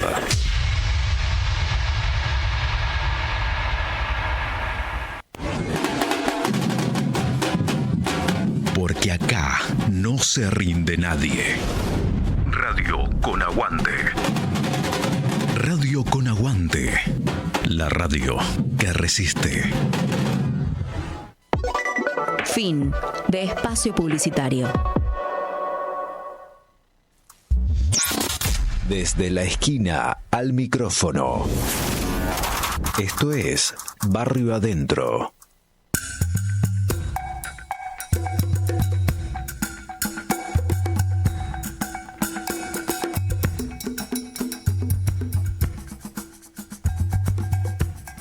Bueno, seguimos acá en Barrio Adentro, este 19 de abril. Nosotros hemos conocido mucho por una canción, Playa Girón. Hay una parte de la canción que dice que escriban pues su historia los hombres de Playa Girón. En ese caso, esa canción hace referencia a un barco que homenajeaba lo que fue esa gesta del pueblo cubano, una gesta heroica, el 19 de abril, hace 64 años, el pueblo cubano en 72 horas derrotaba una invasión organizada por Estados Unidos, financiada, y bueno, hoy nos parece de un valor enorme poder recordar y pensar en esta fecha, en el 19 de abril, como también una muestra de la capacidad de respuesta de nuestros pueblos frente al autoritarismo, frente a la vulneración del derecho de construir nuestra propia historia. Tenemos el gusto enorme de tener en línea a Claudia Díaz Pérez, periodista de Radio Rebelde, que tiene la generosidad enorme de atendernos. ¿Cómo estás, Claudia? Buenas tardes. Un saludo para ti, Diego, y para todos los amigos oyentes de Argentina. Bueno, agradecerte de manera especial. Sé que están allá de receso, de feriado, pero bueno, esta actitud militante de atendernos. Sí, un deber, y más cuando se trata de hablar de una epopeya que marcó a todos los latinoamericanos. Sí, es eso, ¿no? Y que hay que poder recuperarla como para recuperar autoestima en un momento donde la prepotencia del norte vuelve a tomar fuerza. ¿Cómo apareció en tu memoria, en la memoria familiar, en aquello que uno puede tramitar desde lo afectivo, este Playa Girón? ¿Dónde tuviste las primeras aproximaciones a lo que fue esa primer gran derrota del imperialismo en Latinoamérica? Bueno, qué bien, digo, que empieces por ahí, porque casualmente, bueno, ni siquiera nos pusimos de acuerdo para esta entrevista y no te había contado que mi abuelo paterno fue uno de los cubanos que defendió la naciente revolución en las arenas de Playa Girón. Mira. Y siempre en mi familia fue un tema de conversación. Desde que tuve uso de razón, recuerdo que cada abril que llegaban estos días de victoria, siempre se hablaba de Playa Girón y cómo el pueblo, mi abuelo era un joven en aquellos momentos y no dudó en ir a defender la soberanía de Cuba. Como bien lo decía, la victoria cubana en las arenas de Playa Girón es un hito histórico que marcó un antes y un después, tanto en la historia de Cuba como en la historia de América Latina. Fue el 19 de abril de 1961, hace exactamente hoy 64 años. El pueblo cubano, liderado por el comandante en jefe Fidel Castro, derrotó en menos de 72 horas una invasión mercenaria que fue preparada por Estados Unidos. No se puede hablar de esa invasión yanqui por Playa Girón sin destacar, Diego, el papel crucial que desempeñó Fidel como líder y la relevancia de esta gesta. Sí, eso para los que tuvimos posibilidad de ver videos, imágenes, es impresionante Fidel ahí al frente, ¿no? Y en un momento crucial para la revolución donde también, ese es otro dato importante, me parece, y está bueno que lo rescates, Claudia, el rol de no solo de Fidel, sino de la dirección de la revolución, de ir a fondo, ¿no? De estar ahí en la playa, en un momento en el que también no fue tan fácil porque también había que, como decían en la escena de Zapata cuando estuve ahí, a pecho descubierto avanzar frente a la agresión, ¿no? Así mismo. Bueno, para entender Playa Girón, primero tenemos que retroceder en el tiempo al triunfo de la Revolución Cubana, que había ocurrido en enero de 1959, cuando Fidel toma el poder junto al movimiento 26 de julio, a través de la lucha armada que comenzó en el año 1953 con el asalto al cuartel Moncada, y que después, bueno, sabemos todo ese recorrido de Fidel, que se exilia en México, que cumple presidio, va a México, y después regresa en el yate Granma a Cuba, organiza esa guerra en la Sierra Maestra, y cuando toma el poder el 1 de enero de 1959, enseguida la revolución trajo cambios profundos. Uno de ellos fue la reforma agraria, que ocurrió en mayo de 1959. Esa ley de reforma agraria expropió a grandes latifundios, muchos de ellos en manos de empresas estadounidenses, y se implementaron políticas sociales que priorizaban a los más humildes. Estas medidas afectaron los intereses económicos de Washington y desataron una campaña de hostilidad. Desde 1959, Estados Unidos promovió acciones desestabilizadoras como sabotaje, vuelos clandestinos y campañas de difamación, mientras planeaba esta intervención directa para derrocar el gobierno revolucionario. El plan, gestado bajo la administración de Eisenhower y ejecutado bajo la administración de Kennedy, se materializó en la conocida Operación Zapata. La CIA entrenó y armó a unos 1.500 mercenarios, muchos de ellos eran exiliados cubanos anticastristas en bases en Guatemala y Nicaragua. La Brigada 2506, como se le llamó a ese batallón entrenado por Estados Unidos, incluía soldados de batistas, hijos de terratenientes y agentes de la CIA. El objetivo era establecer una cabeza de playa en la bahía de Cochinos, que es un territorio que está al sur de Matanzas, que de hecho yo soy matancera. Mirá, no sabía. Específicamente en Playa Girón, para simular una insurrección interna y justificar de esta manera una intervención militar estadounidense. Estos hechos comenzaron exactamente el 15 de abril, cuando aviones B-26 disfrazados con insignias cubanas bombardearon los aeropuertos de La Habana, de Santiago de Cuba y San Antonio de los Baños. ¿Con qué objetivo? Con el objetivo de destruir la pequeña fuerza aérea revolucionaria. La revolución había triunfado en enero de 1959, es decir, tenía solamente 2 años, y sin embargo Fidel se anticipó a ese ataque. Él había ordenado dispersar todos los aviones y frustró este plan enemigo. Fidel, un gran estratega, sabía que la revolución estaba en peligro, que en cualquier momento Estados Unidos podría intervenir, y se preparó para este momento.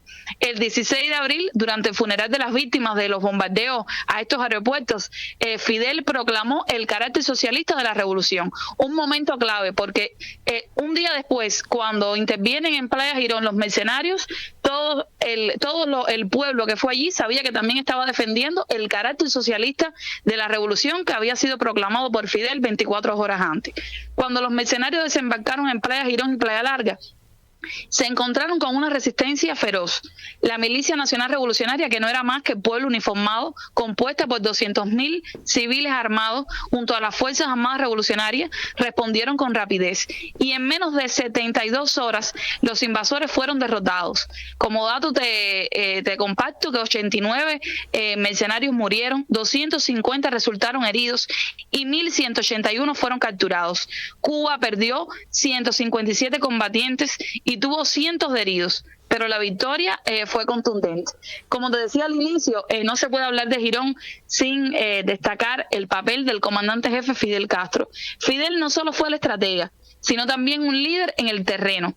Desde el inicio asumió el mando directo de las operaciones, se trasladó desde La Habana al frente de la batalla en Playa Girón, que como te decía, es un territorio al sur de la provincia de Matanzas, más o menos aproximadamente a más de unos 100 kilómetros de La Habana. Testigos como Evelio Franco Yeti, entonces un niño de 12 años, recuerdan que Fidel condujo un tanque y advirtió a los civiles sobre posibles minas. También Julio Simoniao, un camarógrafo de la época, narró cómo Fidel desafió a sus asesores, a sus escoltas, corrió hacia la línea de fuego y le recordaba a sus escoltas: ¿quién manda aquí? Si quiero ir al combate, voy. Así era la personalidad y el carácter de ese hombre extraordinario que los cubanos tenemos la dicha de haberlo tenido en nuestra historia. Su presencia inspiró a las tropas y a la población, que veían en él un símbolo de resistencia. Fidel también tuvo un rol político crucial. Durante las negociaciones posteriores, Fidel exigió una indemnización de $100,000 por prisionero, no por necesidad económica, sino como un castigo moral a Estados Unidos. Es decir, forzó a Washington a reconocer la derrota. Sabemos que después esos $100,000 nunca llegaron. Se habla mucho de que los mercenarios fueron cambiados por compota. Pero eso, más allá del hecho de que los mercenarios fueran cambiados por alimentos, tuvo también un simbolismo. Sí, que Estados Unidos reconoció su derrota en Playa Girón. Su discurso en el funeral de las víctimas de los bombardeos a los aeropuertos del 16 de abril y su intervención posterior el 23 de abril informando al pueblo y al mundo sobre la victoria de Playa Girón consolidaron el apoyo popular y el carácter socialista de la revolución. Playa Girón es conocido en Cuba, la historiografía lo recoge ese hecho como la primera gran derrota del imperialismo en América. No solo fue una victoria militar, sino también un símbolo de soberanía y resistencia. Demostró, y yo creo que ahí radica la gran importancia de este hecho histórico, que un país pequeño podía enfrentar a la mayor potencia mundial si Estados Unidos y tenía determinación. La derrota de los mercenarios desbarató también, Diego, el mito de la invencibilidad estadounidense y aceleró el proceso revolucionario, consolidó el socialismo como rumbo en Cuba. Además, como tú lo decías, también tuvo resonancia en América Latina, inspiró movimientos antiimperialistas y expuso las tácticas intervencionistas de Estados Unidos. El evento también marcó el inicio de una escalada en la hostilidad estadounidense. Te lo decía cuando me contactabas para esta entrevista. No se puede separar el bloqueo estadounidense después de Girón, porque sabemos que eso lo que hizo fue llenar más de odio a ese enemigo histórico de Cuba. Posteriormente, en el año 1962, el bloqueo económico financiero se oficializa, un bloqueo económico que persiste hasta hoy, que incluso desde el año 2019 se ha intensificado con nuevas medidas. Es un bloqueo que es milimétricamente está enfocado directamente hacia lo que más daño le hace a la economía cubana. Que el mismo presidente lo dice. ¿Por qué hay ese odio visceral hacia Cuba? ¿Por qué no nos levantan el bloqueo? ¿Cuál es el temor a que un país pueda desarrollarse soberanamente y decidir su destino? ¿Por qué hay que bloquearlo? Y eso también no se puede separar de Girón, porque después de Girón aumentó más ese odio contra Cuba.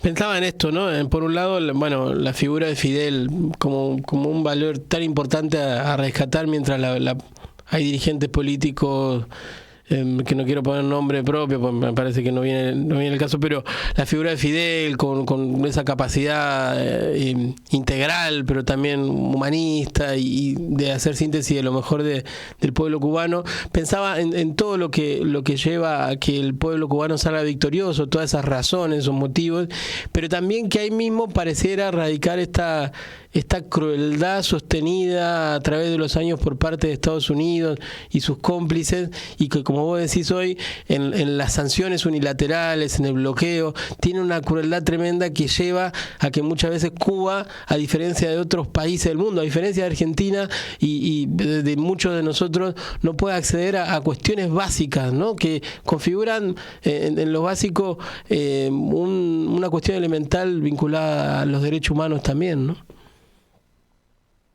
Así mismo, han sido años muy difíciles para la revolución, pero bien lo dicen nuestros máximos dirigentes, que son continuadores del pensamiento y de la acción de Fidel, que cuando vivimos momentos así siempre tenemos que recordarnos de Girón y de que es posible vencer y que hay fe en la victoria y que podemos vivir tiempos mejores siempre con nuestros propios esfuerzos, también rescatando una línea de pensamiento del concepto de revolución de Fidel, que es emanciparnos por nosotros mismos.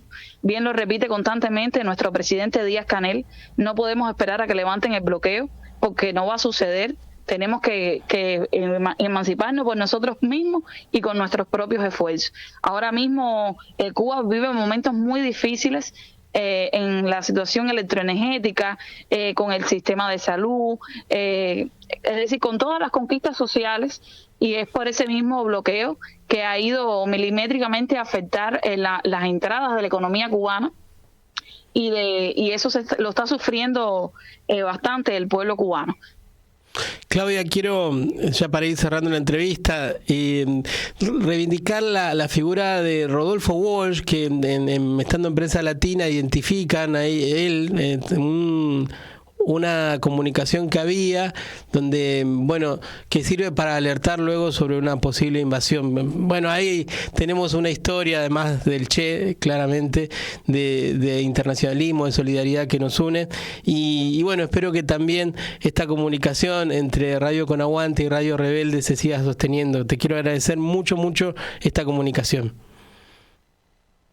Muchas gracias a ti, Diego, y gracias por tenernos presentes y acordarte y también llevar esta historia a tu pueblo, y que que Girón siga siendo una inspiración para los pueblos de Latinoamérica a 64 años de un hecho que marcó un antes y un después en la historia de Cuba y en nuestro continente.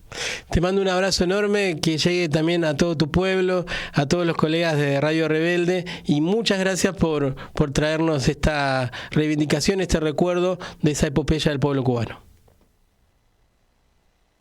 Bueno, así pasaba. Gracias, Claudia. Así pasaba Claudia.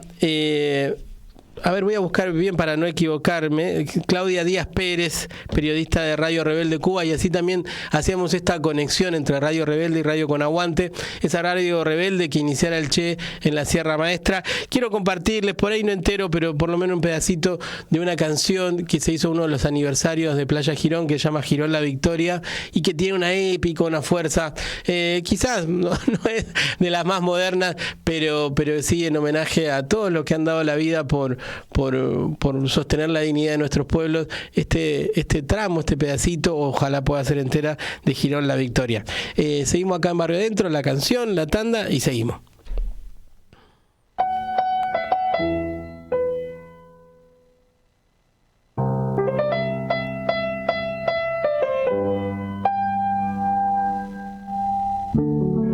Cuando cambie el rojo color del cielo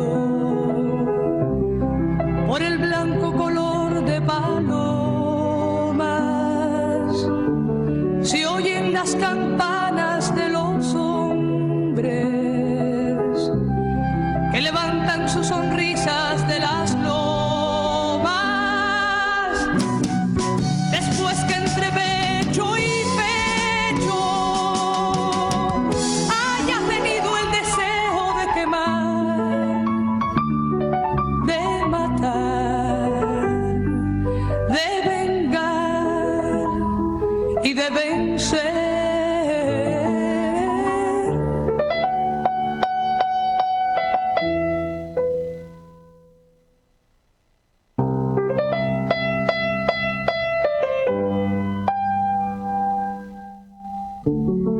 Cuando no se olvida que no hay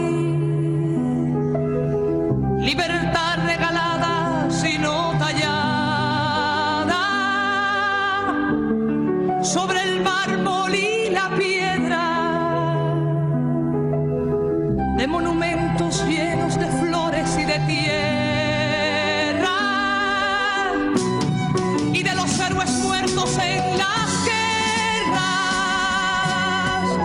Se tiene que luchar y ganar, se tiene que vivir y amar, se tiene que reír y bailar, se tiene que morir y crear.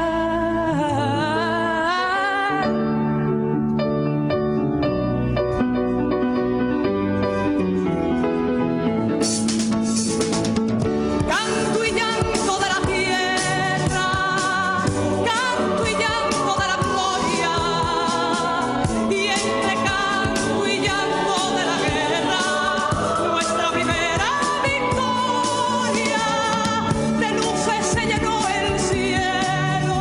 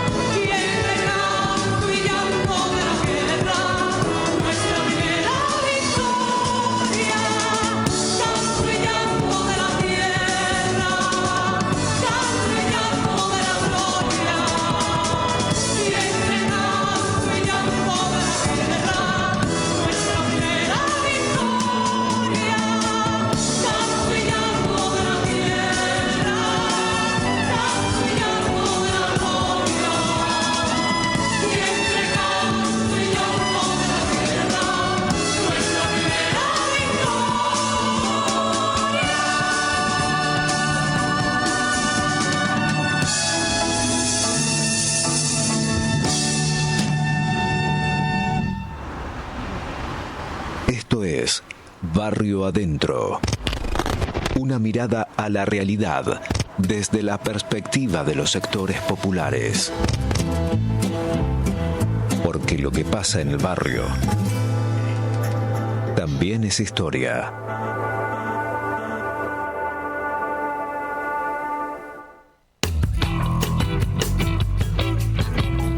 Bueno, Barrio Adentro, una mirada a la realidad desde la perspectiva de los sectores populares.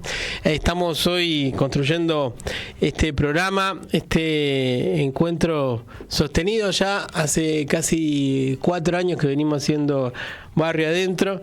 Hoy desde acá, desde Radio Con Aguante, en una casa donde, como dicen en el barrio, nos hallamos, ¿no?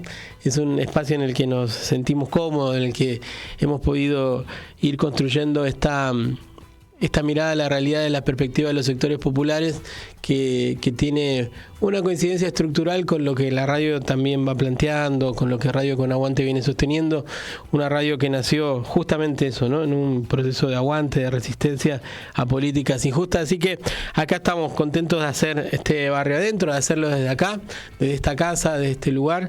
Y hoy este programa tuvo como la búsqueda de ir haciendo una síntesis entre la historia y lo que también pasa en el barrio, en el día a día, ¿no?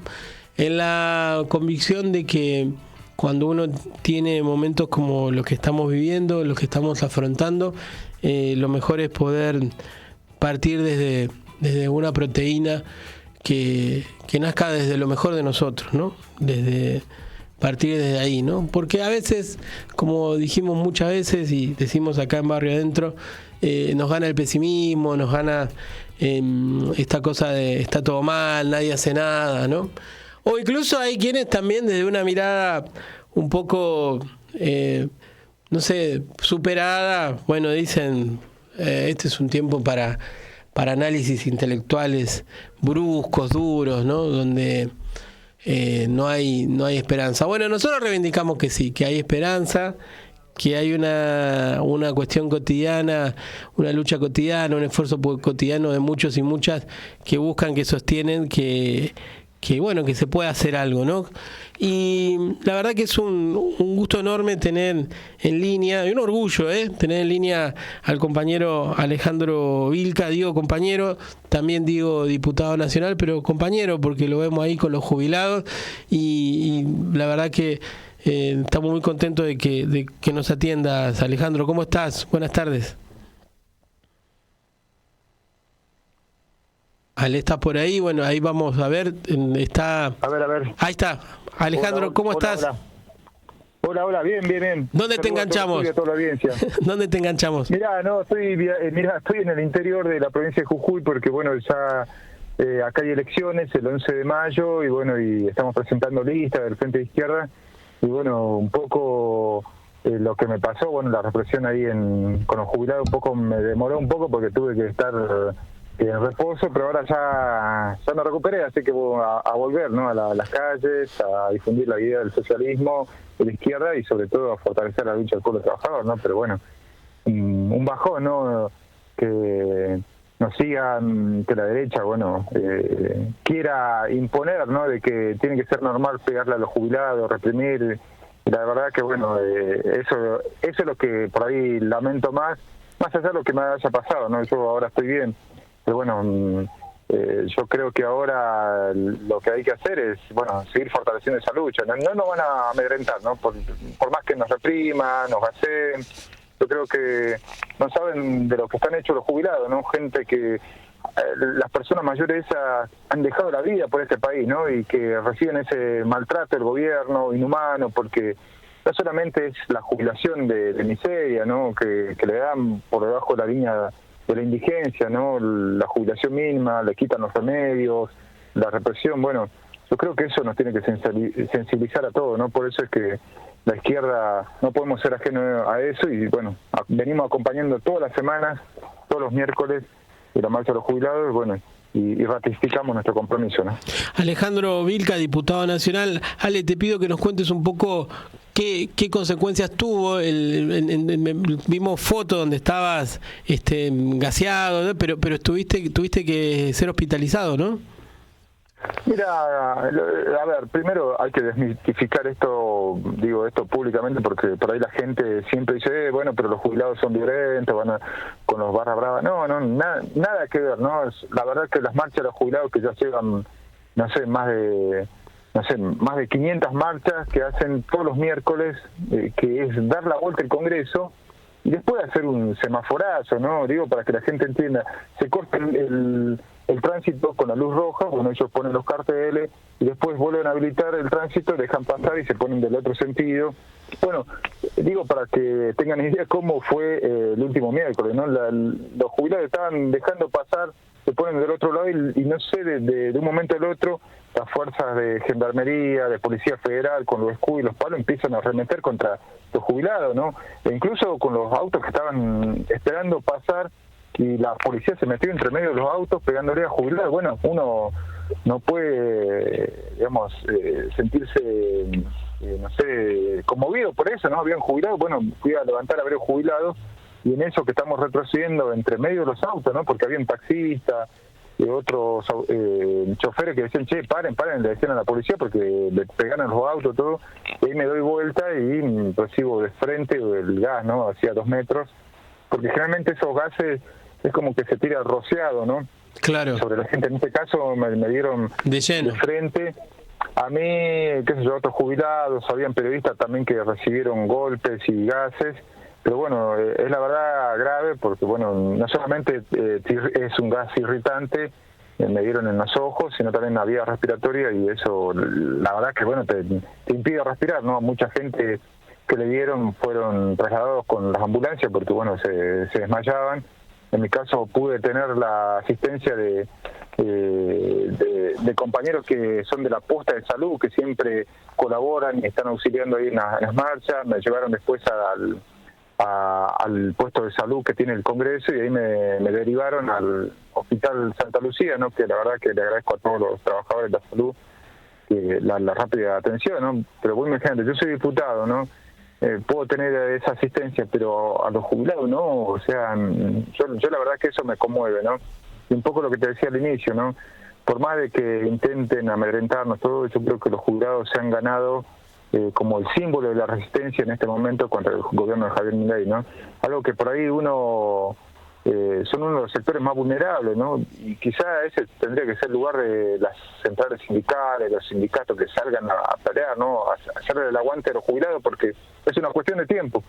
Dentro de poco todos hemos jubilado, ¿no? Y quién no tiene un abuelo, un viejo, un tío, entender que sea persona mayor y que esté pasando esta situación. Bueno, por eso es que nos parece que hay que seguir solidarizándose con los jubilados, pero también rodear de solidaridad y que se masifique el reclamo, porque no es solamente el de la jubilación, sino hay despidos, reducción del personal, o sea, te quitan derechos.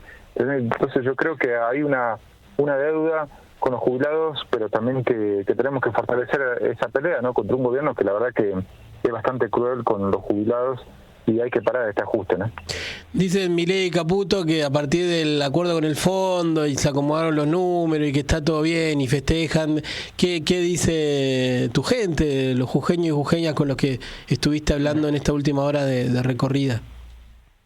Mira, la gente está muy... Acá en el norte, sobre todo en el interior, hay dos cosas, ¿no?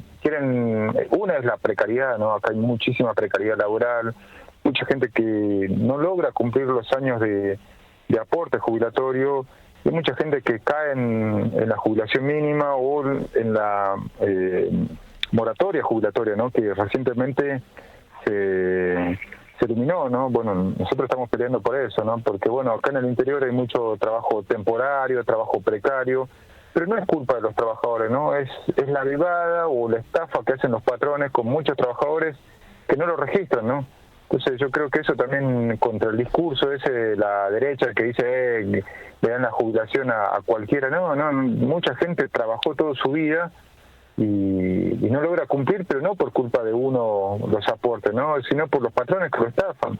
Acá te digo, hay casos de ingenios azucareros que han ganado fortuna, que exportan en dólares y que tienen trabajos temporarios, en trabajadores zafreros o del citrus, o incluso las trabajadoras de ama de casa que no logran cubrir, ¿no?, el tiempo de aporte, y tienen que acogerse a las moratorias. Bueno, ahora se les cortan, ¿no? Entonces son muchos los trabajadores jubilados que no llegan a fin de mes, que son ayudados por los hijos, pero si no tenés nada de eso, ¿qué haces? Te morís de hambre, o pasa como esta señora, ¿no?, que se conoció la noticia que se tiró en el subterráneo Línea C, ¿no?, que ahí en Buenos Aires, porque estaba desesperada y deprimida, ¿no? Bueno, casos como estos, la verdad que son aberrantes, pero también, bueno, un gobierno insensible que, como vos decías, ¿no?, festeja endeudar al país, hipotecar el futuro, que también festejó con un asado no darle un pequeño aumento, ¿no? Entonces, sabemos con qué gente nos enfrentamos, pero bueno, eso nos tiene que, por lo menos, llevar a pensar de que tenemos que ser más, unirnos, salir a las calles y no dejar que ellos la ganen, ¿no? Porque en cierta manera es esta una disputa, ¿no? La ganan las fuerzas de seguridad de Patricia Bullrich o la gana el pueblo trabajador en las calles, ¿no?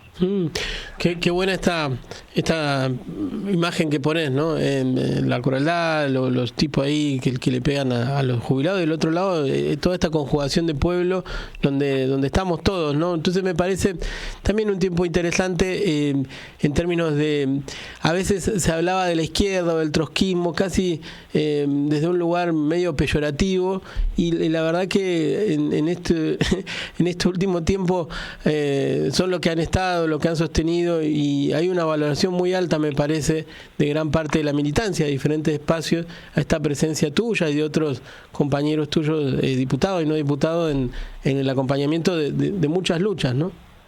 Mira, lo que ha pasado también es que hay un fenómeno de que muchos creen que Milei es imbatible, que tiene toda la fortaleza, y no es tan así, ¿eh? Mirá que en la Cámara de Diputados son 38 diputados, en la Cámara de Senadores son 7 senadores. Ahora, ¿dónde está la fortaleza? En comprarse a los traidores del PRO, de Hacemos Coalición y otros bloques, ¿no? Incluso gobernadores que eran supuestamente de Unión por la Patria. Bueno, ahí tenemos el ejemplo de Jaldo de Tucumán, de Jalil de Catamarca, bueno, ni que hablar los gobernadores del interior radical o del PRO, ¿no? Pero muchos se dieron vuelta, ¿no? Diputados, senadores que decían que eran opositores y después se dieron vuelta. Bueno, digo, ellos gobiernan con el toma y daca de comprarse votos para aprobar sus leyes, o con decretos, o con vetos. Bueno, y ahí saltan los cuadros, ¿no? Los cuadros de la vida, ¿no? Un tipo que son corruptos. Ahora, a la izquierda no nos pueden comprar, por más que seamos pocos. En todas las sesiones levantamos la voz, levantamos el reclamo del pueblo trabajador. En cada lucha estamos poniéndole el pecho, el cuerpo. No es que hablamos desde el Facebook o desde el Instagram o del X. No. Estamos ahí en la calle. Yo creo que eso no ha valido el respeto, ¿no?, de ser consecuente. Ahora, nos gustaría que estemos más ahí, ¿no? Claro. Que estemos muchos más, ¿entendés? Porque eso es lo que hace falta. Es un momento difícil, como decía, el acuerdo con el Fondo Monetario Internacional va a implicar más ajuste todavía, y yo creo que esto no podemos, digamos, quedarnos pasivos.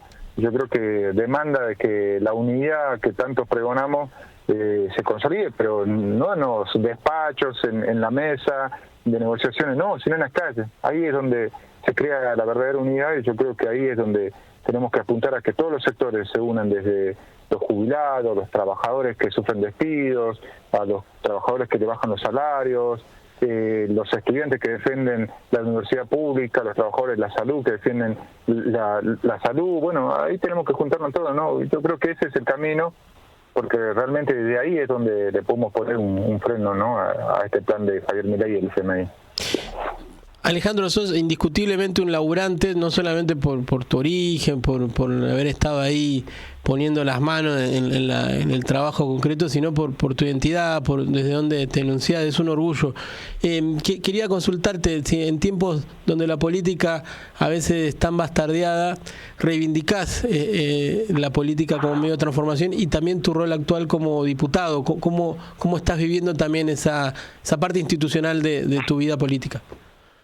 Mira, yo creo que también es un desafío, ¿no?, para muchos laburantes, porque si hay algo que también ha instituido Milei es que la salida para el país viene de la mano de los empresarios, que hagan lo que quieran, ¿no? La libertad, cuando habla de libertad no es para los laburantes, ¿no? Sino es para los empresarios, para que hagan lo que quieran de este país, ¿no? Se roben, se lleven toda nuestra riqueza, bueno, llegando al punto en que nos hace parecer como si nosotros fuéramos extraños en nuestra propia tierra, ¿no?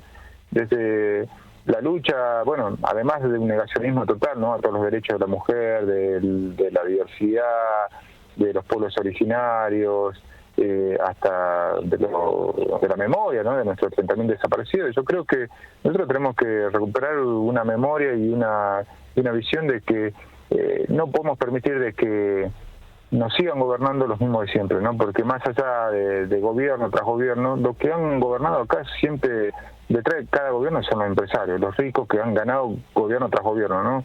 Yo creo que nos plantea un desafío de que por una vez por todas seamos los trabajadores, ¿no? Los que producimos la riqueza, que nos planteemos el desafío de gobernar, ¿no? O sea, cuando uno habla de política, decimos una política no para hacernos ricos como ellos, sino para tener una perspectiva de país, de cómo gobernar, de cómo distribuir la riqueza, pero eso no lo va a poder hacer ninguno de estos partidos patronales, sino la misma clase trabajadora. Por eso que desde el Frente Izquierda también planteamos un gobierno de los trabajadores que tome los principales ejes de la industria, la riqueza, todo, pero para sacar al país, no para el servicio al empresario. Entonces, bueno, es el camino que la izquierda se plantea y también un desafío de demostrarle que los trabajadores, digo, en mi caso, yo soy obrero de la recolección, pero ¿por qué no una maestra, un obrero de la construcción, de la fábrica? También podemos demostrarle que somos capaces, que no son siempre los CEOs o los economistas burgueses que pueden dar una salida al país, porque la verdad que no han llevado al desastre, sino que puede venir la salida de abajo, ¿no? De los de abajo de los trabajadores, ¿no? No, y que en eso hay sabiduría, hay también capacidad de gestión, ¿no? Porque lo que vos decís, si lo que se supone que saben nos están haciendo pasar hambre, mejor que venga una de las doñas nuestras que sabe cómo administrar lo poco que hay, ¿no? Mira, esto es simple, mira, siempre le doy un ejemplo a los compañeros, ¿no? En las fábricas o las empresas, digamos, si no está el patrón, lo mismo funciona, pero si no están los trabajadores, no funciona, ¿no? Imagínate un país, si los trabajadores nos pondríamos de acuerdo y paralizamos todo, no funciona. Pero si no están los patrones, lo mismo, o sea, son unos parásitos. Entonces yo creo que nosotros tenemos dos factores clave, ¿no? Somos los que hacemos producir toda la riqueza, pero además somos la mayoría. Entonces no podemos permitir que una minoría que piensa solamente en ganar la riqueza y la ambición por delante de las necesidades sociales nos sigan gobernando. Bueno, yo creo que esa es una pelea estratégica que tenemos que ganarla desde la izquierda, recuperando la solidaridad, los derechos de todos los sectores, poner por delante la vida, ¿no? Que tanto cuestiona este gobierno de Javier Milei, porque a esta gente no le importa nada, ¿no? Así como no le conmueve los jubilados esto, sí le conmueve los supuestamente viejitos buenos que están en la cárcel de Ezeiza, que han sido genocidas. Bueno, han llegado a eso, ¿no? Entonces, bueno, es también una batalla cultural, ¿no? Ale, la última para liberarte, ¿cómo sigue la campaña? ¿Qué expectativas también tenés en este proceso electoral que están viviendo en Jujuy? Y bueno, ¿y qué importancia considerás que tiene en esta coyuntura política, económica tan compleja ir a votar? Mira, hay mucha bronca, ¿no?, en la gente. Yo creo que por ahí acá se han adelantado las elecciones. Estamos a 2-3 semanas de que sean las elecciones.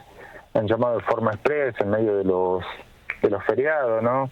Un poco para que la gente tenga bronca y no vaya a votar, ¿no? Y sean los aparatos los que primen con el clientelismo tradicional. Aparte, acá en Jujuy hay un piso electoral del 5% del total del padrón para meter diputados, o sea, es muy alto, hecho a medida de los partidos tradicionales, y además leyes tramposas, ¿no? Como de las colectoras, esa vieja forma similar a la ley de Lema, ¿no? Entonces todo hecho una arquitectura para que ganen los mismos de siempre, ¿no? En esa también entra radicales, peronistas, pero también la Libertad Avanza. Bueno, nosotros de la izquierda tenemos la mejor expectativa, ojalá podamos fortalecer, ¿no?, los diputados que ya tenemos. Acá en Jujuy tenemos diputados, concejales. Bueno, la idea es seguir fortaleciendo y que sea una muestra que también le podemos dar en el ámbito electoral una pelea a la derecha, ¿no?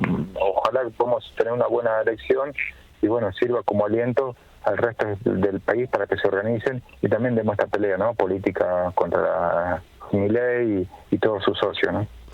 Alejandro, te queremos agradecer mucho esta comunicación, también decirte que estábamos preocupados, te vimos ahí golpeado y bueno, pero también estamos re contentos de que haya un diputado como vos, a pesar de que bueno, uno puede tener una mirada política, otro, pero que haya gente de barrio, de pueblo que esté ahí, es un orgullo para todos nosotros y en términos de mucha sinceridad también agradecerte que sigas siendo el mismo y que bueno, no solamente en esta comunicación, sino en tu militancia cotidiana reivindiques venir de donde venís.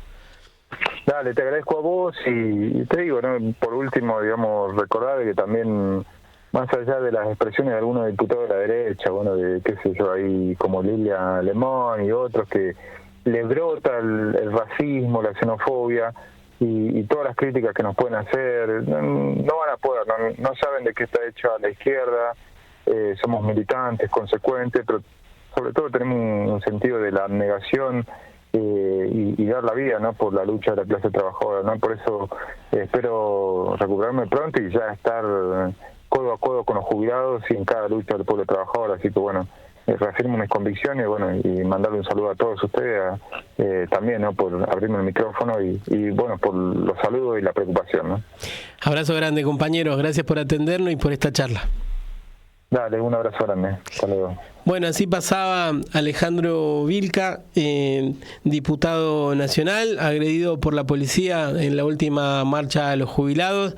Además, él lo dijo, se reivindica así como trabajador recolector de residuos, que llegó a ser diputado, pero esto que pudiera ser así medio fetiche es una cosa que nosotros reivindicamos, ¿no? Que es que los que venimos abajo tenemos la misma potencia que los que a veces vienen de lugares más cómodos.